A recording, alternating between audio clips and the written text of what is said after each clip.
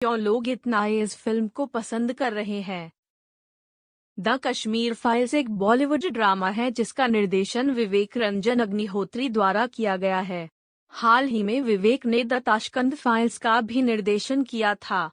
इस फिल्म में मिथुन चक्रबोर्ती, अनुपम खेर, दर्शन कुमार, पल्लवी जोशी और चिन्मय मंडेलकर मुख्य भूमिका में नजर आए हैं। फिल्म 1990 से शुरू होती है और मौजूदा साल तक पहुंचती है।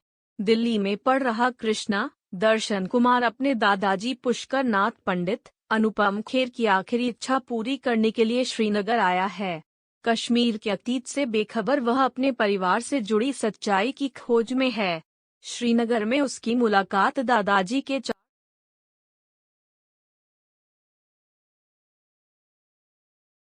दोस्तों से होती है। उनके बीच धीरे धीरे कश्मीरी पंडितों के पलायन और नरसंहार की चर्चा शुरू होती है और कहानी पहुंचती है साल 1990 में।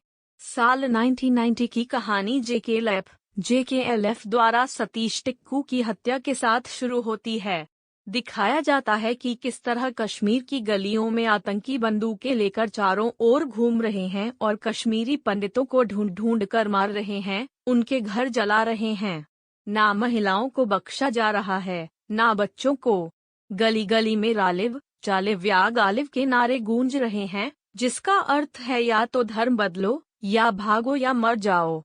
पहली सीन के साथ ही निर्देशक स्पष्ट कर देते हैं कि यह फिल्म 1990 की घटना को गहराई से छूने वाली है। प्रलेखित रिपोर्टर्स के आधार पर फिल्म कश्मीरी पंडितों पर हुए तमाम हिंसा को दर्शाती है। बीके गंजू की चावल की बैरल में हत्या हो या नदीमर्ग नरसंहार हो, जहां 24 कश्मीरी पंडितों को भारतीय सेना की वेश में आए आतंकियों ने गोली मारकर हत्या कर दी थी।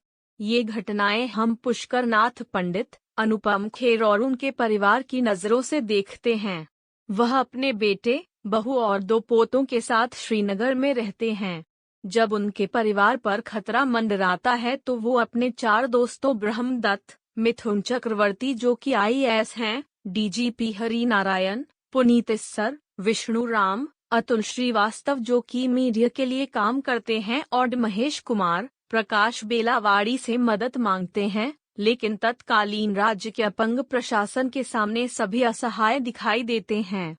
ये सभी किरदार प्रतीकात्मक हैं, जो उस वक्त मौन रही सरकार को दिखाते हैं। निर्देशक ने फिल्म में कृष्णा की दुविधा के द्वारा आज के युवाओं को इंगित किया है। एक तरफ उसकी प्रोफेसर राधिका मेनन, पल्लवी जोशी कश्मीर की आज़ादी के नारे लगवाती है, दूसरी तरफ है उसके परिवार और कश्मीरी पंडितों का इतिहास। कृष्णा किस पक्ष की ओर से न्याय की मांग करता है, यही है फिल्म की कहानी। फिल्म 11 मार्च 2022 को रिलीज की गई है। भारत के दूसरे प्रधानमंत्री लाल बहादुर शास्त्री की जिंदगी और रहस्यमयी मौत पर प्रकाश डालती एक फिल्म द ताशकंद फाइल्स साल 2019 में रिलीज हुई थी।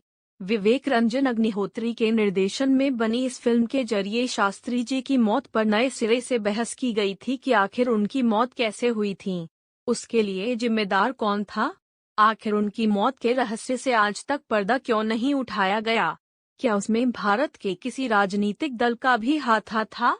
इन्हीं सवालों के जवाब खोजती इस फिल्म को लेकर काफी चर्चा हुई थी।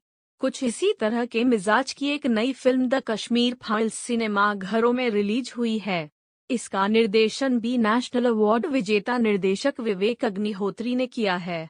इस फिल्म में अनुपम खेर, मिथुन चक्रवर्ती, दर्शन कुमार और अतुल श्रीवास्तव जैसे दिग्गज अभिनेता अहम किरदारों में हैं। फिल्म द कश्मीर फाइल्स 90 के दशक में कश्मीरी पंडितों के पलायन की ऐतिहासिक घटना पर आधारित है। कहा जाता है कि कश्मीर से पंडितों को हटाने के लिए उनका वहां नरसंहार किया गया था। कश्मीरी पंडित संघर्ष समिति के अनुसार साल 1990 में घाटी के भीतर 75,343 कश्मीरी पंडित परिवार थे, लेकिन साल 1990 और 1992 के बीच आतंकियों के डर से 70,000 से ज्यादा परिवारों ने घाटी को छोड़ दिया। साल 1990 से 2011 के बीच आतंकियों ने 399 कश्मीरी पंडितों की हत्या की है। पिछले 30 सालों के दौरान घाटी में बमुश्किल 800 हिंदू परिवार ही बचे हैं। साल 1941 में कश्मीरी हिंदुओं का आबादी में हिस्सा 15% था, लेकिन साल 1991 तक उनकी हिस्सेदारी सिर्फ 0.1% ही रह गई। अपनी मातृभूमि और कर्मभूमि से विस्थापित होने के कश्मीरी पंडितों के इस दर्द को व्यापक रिसर्च के बाद पहले पर्दे पर पेश किया जा रहा है। अनुपम खेर की फिल्म द कश्मीर फाइल्स में कश्मीरी पंडितों के पलायन का दर्द दिखाया गया है। अनुपम खेर और मिथुन चक्रवर्ती जैसे कलाकारों से सजी फिल्म की रिलीज से पहले जम्मू में कश्मीरी पंडितों के लिए एक स्पेशल स्क्रीनिंग रखी गई थी। प्रत्यक्षदर्शियों के अनुसार फिल्म जब खत्म हुई तो वहां मौजूद कई दर्शक इतने भावुक हो गए कि अपनी सीटों पर खड़े होकर रोने लगे। पूरे थिएटर में जो माहौल बना, उसे देखकर समझा जा सकता था कि फिल्म में कश्मीरी पंडितों के दर्द को किस तरह पेश किया गया है। फिल्म के निर्देशक विवेक अग्निहोत्री का भी कहना है कि साल 1990 में हुआ कश्मीरी नरसंहार भारतीय राजनीति का एक अहम और संवेदनशील मुद्दा है, इसलिए इसे पर्दे पर उतारना कोई आसान काम नहीं था। इसके लिए हमारी टीम ने एक व्यापक रिसर्च किया है। करीब 700 कश्मीरी पंडितों के परिवारों से बातचीत की गई है, जिन्होंने सीधे तौर पर कश्मीर की इस हिंसा को झेला। उन्हें विस्थापित होना पड़ा। वो आज भी उसी टीस के साथ जी रहे हैं।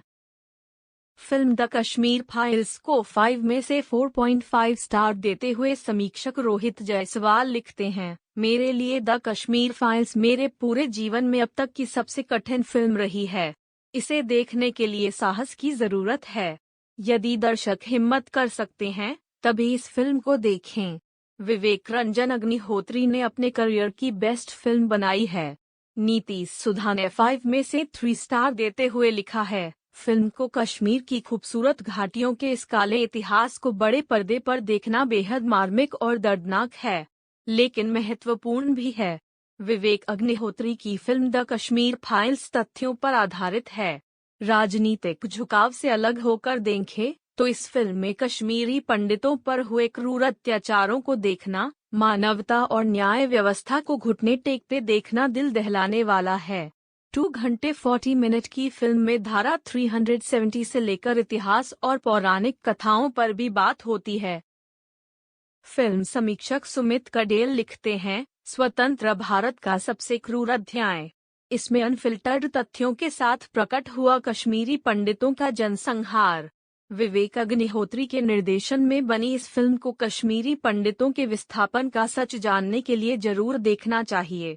इस सच को अतीत के पन्नों में दफन कर दिया गया था। एक यूजर यश बिनानी लिखते हैं कि वो भारत सरकार से गुजारिश करते हैं कि फिल्म द कश्मीर फाइल्स को पूरे देश में टैक्स फ्री किया जाए।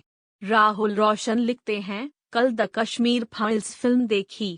मुझे अब समझ में आ रहा है कि विवेक ने इंटरव्यू के दौरान मुझसे हैदर से इसे तुलना करने से मना क्यों किया था। दोनों में कई सारी समानताएं हैं, लेकिन इसके बावजूद दोनों फिल्मों को स्वतंत्र प्रभाव है, जिसे देखने के बाद ही समझा जा सकता है। पत्रकार ऋचा निरुद्ध तो लिखती है कि फिल्म ने उनको पूरी तरह झकझोर दिया है।